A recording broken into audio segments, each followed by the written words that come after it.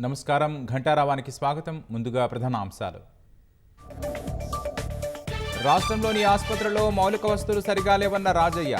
ఇందిరమ్మ రాజ్యం పేరుతో అక్రమ అరెస్టులు చేస్తున్నారని మండిపాటు.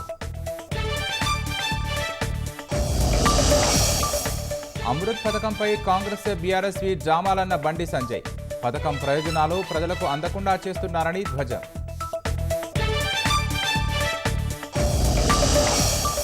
కాళేశ్వరంపై మళ్లీ కొనసాగనున్న పీసీ ఘోష్ కమిషన్ విచారణ.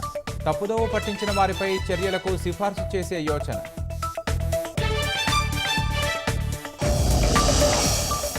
అత్యంత తీవ్ర రూపం దాల్చిన ఇజ్రాయెల్ హెజ్బొల్లా మధ్య దాడులు. వందలాది రాకెట్లతో విరుచుకుపడిన టెల్ అవీవ్ సేనలు.